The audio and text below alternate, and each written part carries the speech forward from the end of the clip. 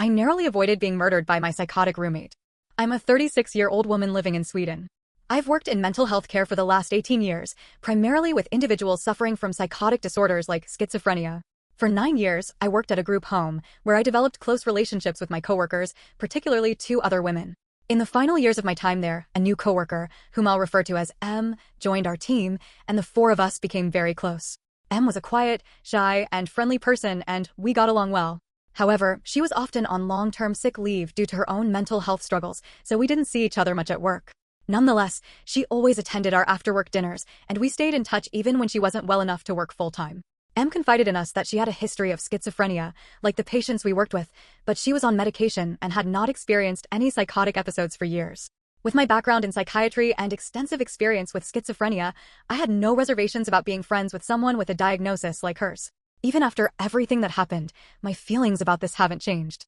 In the summer of 2023, I had moved on to a new job, still within mental health care, but this time in forensic psychiatry, at a halfway house for mentally ill individuals with a history of violent crimes. The 4 of us continued to stay in touch and occasionally met for dinner parties. M shared that she had been evicted from her apartment after accidentally entering her neighbor's apartment in the middle of the night. She explained that in her large apartment complex, all the doors looked identical, and she had simply walked into the wrong one by mistake. According to her, the neighbors overreacted, causing a scene and filing a police report. I felt that, while eviction seemed like a disproportionate response, perhaps her landlord was biased against her due to her medical history, which made me feel bad for her. I asked if anything else had happened, but she insisted that this was the whole story. In Sweden, it's extremely difficult to secure a new lease if you've been evicted, as it essentially puts you on a blacklist. M asked if she could stay with me, as she was now homeless. I agreed, wanting to help her in a time of need, though I didn't realize then just how challenging this arrangement would become. I live in a fairly small apartment. It has 1 bedroom, just big enough for a bed and desk, a living room with a couch and TV, no room for an extra bed, a small kitchen, and a small bathroom. I also have 2 cats. We agreed that M would stay in the living room. I offered to remove my couch so she could have a bed, but she declined, saying the couch was comfortable enough. I insisted on getting her a bed, but she reassured me it wasn't necessary. There's a door between the living room and bedroom, but only an open archway between the living room and hallway, so she wouldn't have complete privacy. To help with this, I hung a thick velvet curtain over the arch to give her a sense of privacy. There's also a door from my bedroom to the kitchen, so I have 2 doors to my bedroom. I needed to keep one door open at night for my cats, who have their litter box in the bathroom and food and water in the kitchen. Naturally, I left the kitchen door open rather than the living room door, as M was staying in the living room, and this preserved some privacy for both of us. M was on long-term sick leave at this time, while I worked shifts, sometimes starting as early as 6 a.m. and finishing as late as 11 p.m. I have severe insomnia and rely on a combination of zolpidem, Ambien/Stilnoct, and Lergigan, promethazine, to sleep, and, even then, I wake up easily. I explained this to M and asked if she could try to keep quiet on the mornings when I had early shifts, though it would be fine if she made noise on my days off or when I had evening shifts. M was a heavy smoker and coffee drinker, so I even bought a coffee machine to make her stay more comfortable. I know, I'm a bit of an oddball who doesn't drink coffee often and didn't own one. The coffee machine and the sink were right outside my bedroom door, as the kitchen is quite small. The first night she stayed, I had an early shift. I struggled to fall asleep as usual, but M went out several times that night to smoke, waking me each time. Then, at 5 a.m., she started making coffee, which was so close to my bedroom door that I was fully awakened by the sound. I politely asked why she was up so early and if she had plans for the day, given that she was on sick leave and could presumably sleep in. She replied that she just couldn't sleep. I sympathized but gently asked if she could wait until 6 a.m. to make coffee, as I really needed that last hour of sleep. Another reason I desperately need adequate sleep is because I have epilepsy, which worsens with sleep deprivation. When I don't get at least 4 hours of sleep, I experience frequent seizures. I knew that I'd likely have seizures at work that day, making it both stressful and potentially dangerous, as there's a high risk I could fall or injure myself. Seizing in front of mentally unstable clients with violent histories is also far from ideal. For this reason, I quit my job after just 6 months. She said she really wanted coffee with her cigarettes, but would try to wait until 6 a.m. on the days I had to work early. I accepted her response and went on with my day, but things didn't improve. She continued waking me up early in the morning and throughout the night, always promising to stop, but insisting she needed coffee with her cigarettes. I suggested brewing coffee the night before or switching to iced coffee or even Coke, but she wasn't interested. I should add that she demanded I be silent after 10 p.m. because that's when she wanted to sleep, and I respected her wishes. She also had moments of binge eating where she would empty my fridge and pantry. I remember one time when I'd bought a large loaf of bread. Just 30 minutes after I'd left the apartment, she texted, "Hey, I'm sorry I ate your loaf of bread. I'll replace it once I get some money." She had eaten an entire loaf in half an hour. I told her when she moved in to feel at home and that what's mine is yours, so I didn't feel I could get mad, but it started to bother me for two reasons. It was getting costly since she consumed large amounts, and she often finished my food at inconvenient times. I'd come home hungry after an evening shift, for example, to find she had eaten everything I bought that same day, and the stores would be closed. M had long, black hair that ended up everywhere, in the sink, on the floor, in the bathtub.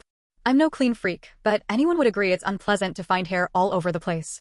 She also left fingernail and toenail clippings on the bathroom floor, and every time she used the toilet, there would be drops of urine on the seat. One day, I saw a silverfish on the bathroom floor. I'd never seen one before. Silverfish eat hair, skin, and nails, so I figured this little creature was thriving in the new, unclean state of my bathroom.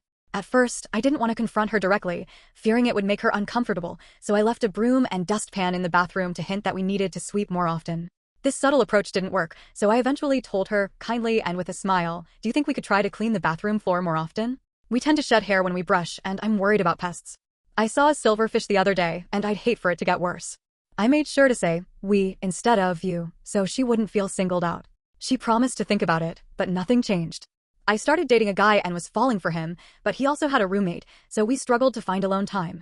I asked M if we could have one night to ourselves in the apartment every now and then, with the promise that she'd get time alone there, too. She resisted, claiming she had nowhere to go and no friends or family. I wasn't asking her to leave for 24 hours, just a few hours so we could have some privacy. She could go to the library, take a walk, or do anything else nearby. I reminded her that I was gone 8 to 10 hours a day, 5 days a week, so she already had plenty of alone time. One of our old coworkers noticed my frustration with never having time to myself and offered M a night at her place. After all, they were friends too. M didn't want to bother her, but we assured her that she wasn't, and I just needed a single night to myself. Eventually, she agreed and spent a night at our coworker's house. To be fair, the next week, I spent a night away so she could have more alone time too. When I returned the next morning, I noticed my cat's water bowl was completely dry. There was no spilled water on the floor, and it looked as if the bowl had been wiped clean. I had filled it to the brim the night before. I asked her about it, and she claimed the cats must have tipped it over, though there was no evidence of water anywhere. My cats are very social and usually warm up to people quickly, often cuddling up within minutes. However, I noticed that they began to avoid her, staying in my bedroom except to eat or use the litter box. It was as if they were frightened of her, which confused me since she seemed so timid. One of my prized possessions, an old saucepan from the 1960s, held great sentimental value. It had belonged to my grandmother, and my mother used it to cook for me when I was young, so it was very nostalgic for me. One day, she burned the pan and made no attempt to clean it, simply leaving it ruined on the stove while she went out for a smoke. I found it in that state and cried. She didn't even apologize. She also broke dishes multiple times, never replacing them or offering an apology, which only added to my frustration. By this point, she had been living with me for around 2 months, and things hadn't improved. She kept waking me up at night, binge eating my food, neglecting to clean, never leaving the house, scaring my cats, and damaging my belongings. One day, I discovered she had stolen a significant number of my prescription sleeping pills. I only get a strict dosage, 1 pill per night, no more, no less, and I really depend on them. I had 20 pills in my nightstand when I left for work, and when I came home, they were gone. She denied it, which was laughable since no one else could have taken them. My frustration was reaching a breaking point. The summer heat was intense, and I felt trapped in my small bedroom with my 2 cats. I was constantly deprived of alone time, had limited time with my boyfriend, lived in an increasingly messy apartment, and was dealing with her stealing from me. Out of the blue, an old elementary school classmate reached out on Facebook, asking how I knew him. He had seen my post about us being roommates. I told him we were former coworkers and that she needed a place to stay after being evicted. He replied, "I know. Do you know why she was evicted?" I answered, "Yeah, she accidentally went into her neighbor's apartment." He said, "That's not the full story. She broke in and snuck up to their sleeping baby with a knife in her hand. Fortunately, the father woke up, wrestled her down, and managed to save the baby." I felt sick to my stomach.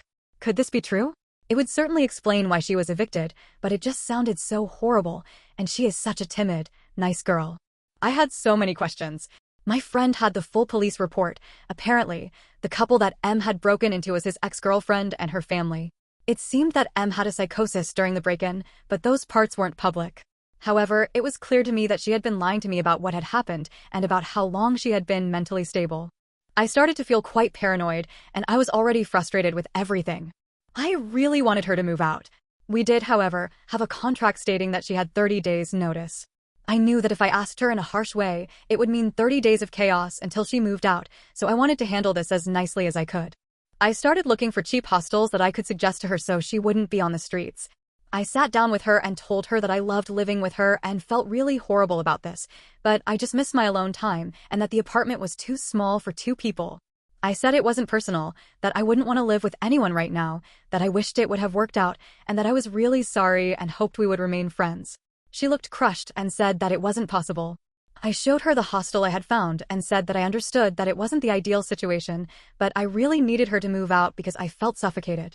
The summer heat was making it tough to always have the door to the bedroom closed, and it was difficult for me to get my sleep, etc. She said okay, she was going to try to move out but not until 30 days had passed, and I said, of course. The first night after our talk, she got up and made her coffee at 2:30 a.m. I nearly had a mental breakdown. I was going to get up at 6 and couldn't go back to sleep. I asked her in the morning for probably the 10th time not to make coffee until I got up, but she didn't even answer me. She just sat on the sofa and stared out the window. I said, "Em?" and she kept staring. I was freaked out but left for work. She kept being weird, making a mess, waking me up, and eating my food. All I could think about was the incident with her and the baby and the knife. I eventually got so pissed off about being woken up by the coffee maker that I unplugged it and stored it in my attic, which she had no access to. It may be childish, but I was getting so tired at that moment. My sleeping pills were stolen, and I was starting to feel like Edward Norton at the beginning of Fight Club. The next night, I woke up at 4 a.m. to her making coffee in a saucepan, not my grandmother's saucepan. That one was ruined. I tried talking to her again, explaining the situation, but she just stared and didn't reply. Frustrated and at my tipping point, I took the saucepan and stored it in the attic as well. I know, but I was going crazy and just wanted her to stop with these nightly coffee routines and get the hint. On the 3rd night, I had the guy I was dating sleeping at our place because I was getting really paranoid about her weird behavior, not speaking with me, just staring into space. I woke up from my very light snooze when he poked me. He whispered, "Look." In the doorway, Em was just standing silently, staring at us. This was like a scene from a horror movie, with her long black hair over her face. I kid you not. I didn't say anything at first because I wanted to know if she was just standing there for a second doing something by the door, but I realized after a while that she was actually just standing still, staring at us. It reminded me of the ending of Paranormal Activity when Katie just stares at Micah in the final scene. So I sat up and said, "What are you doing?" But before I could finish the sentence, she just slammed the door shut, and I heard the sound of something metal falling on the floor and her running into the living room. I yelled out, "You need to leave," and started crying hysterically because this was turning into a fucking nightmare. Of course, I didn't go back to sleep, and I was really happy that I had company that night. I just kept asking myself, had she done this before? Had she stared at me in my sleep?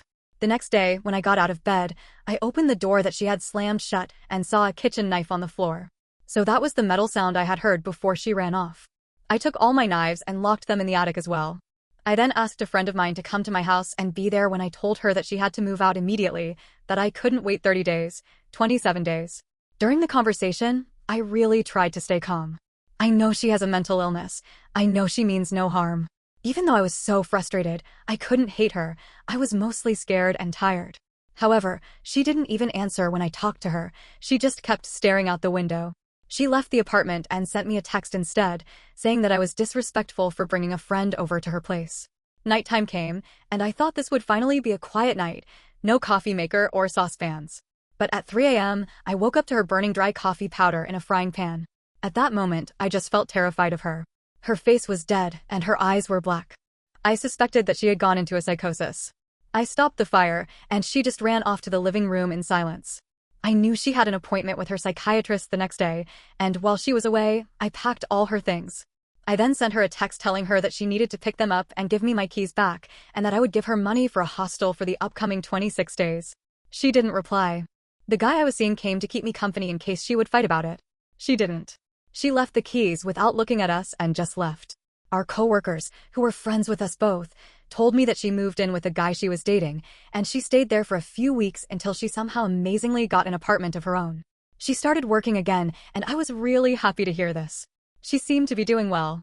Then, in January of this year, one of our old co-workers told me that Em had called her and said that everything must burn, that she had a baby that she must save, and other delusional stuff. She had called 112, the Swedish emergency number, like 911, about this, but they hadn't taken it seriously. Em had then proceeded to burn her entire apartment down because the voices in her head were telling her that she had to burn everything to save her friends and family. Her neighbors had tried to rescue her from the fire, but she had fought them off and run back in, pouring liquor on the fire to make it burn more. She was arrested and sentenced last week for aggravated arson. She will serve her time in a mental institution/prison for a long time, possibly forever. What's ironic is that she will probably be in the facility where I used to work and end up where she used to work herself. My old coworker was a witness at the trial, and apparently she had stopped taking her medication, Abilify, because she thought it made her feel numb, and she believed she was stable enough to function without it. Apparently not. She had also stopped taking her medication in the last few weeks when she stayed at my house. So when she stared blankly into space, she was going into psychosis. When she stared at me with the knife in her hand. When she burned the frying pan that last night. It's disturbing to think about what would have happened to me and my cats if she had stayed or if I had been a heavy sleeper. I also think about what would have happened to that baby that she snuck in before she was evicted. And yeah, I know it's crazy that I didn't just throw her out by then. It was complicated. The reason why I haven't been able to talk about it with my friends is that they sympathize with her and have minimized my experience, thinking that I make a bigger deal out of it than I believe it has been. I sort of understand it since they have never seen the darkness in her eyes that I saw those last couple of days. Update, I just remembered some other things that I wanted to add to the post. There were several times when I was going to work early in the morning that she occupied the bathroom by taking long baths. I patiently tried to wait until the last minute before knocking and asking her if she could get up and get back in after I had gotten ready and left for work. Just another thing that added to my frustration. I felt really ill one time when she was staying here. I didn't know at the time what it was, but I woke up early in the morning one day feeling very nauseated.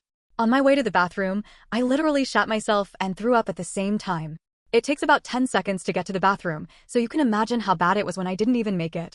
I had a really high fever and kept throwing up and shitting myself all morning, and anyone who has been this ill would understand that you want the bathroom to yourself. Actually, I think it's pretty understandable that you'd want to be completely alone when you are this ill. My head was spinning, and I was nearly hallucinating from the high fevers. One random thing I laugh about today is that it was Eurovision week, and for some reason, the flute solo from Moldova's song was stuck on repeat in my head while I was in and out of fever dreams. I have a hard time listening to it today, haha. Anyway, working in healthcare, I also have a natural instinct of not wanting to spread infections, so my first thought was that besides wanting to be alone, I didn't want to risk giving whatever this was to Em.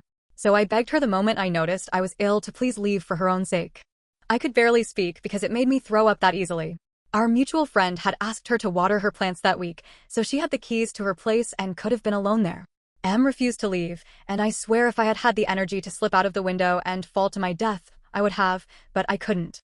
I was half-sitting/half lying on the toilet with a bucket in my lap, my head sort of resting in the bucket of puke because I couldn't hold it up due to the high fever, and I just begged through whispers for her to leave so she wouldn't get ill too.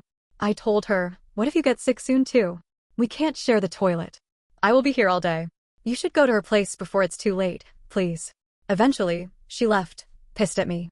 It turned out I had a severe case of food poisoning, and I was well again after 2 days, but my God, the fact that she refused to leave is something I felt I had to add to the story because it made me so frustrated. I also went through our conversations and saw me asking her how long the door had been closed. That reminded me that she used to shut my cats inside my bedroom while I was away at work or wherever so they couldn't eat, drink, or use the litter boxes. She claimed she just recently closed it because she was trying to sleep, but I remember she did it in the middle of the day one time during the last few days, too.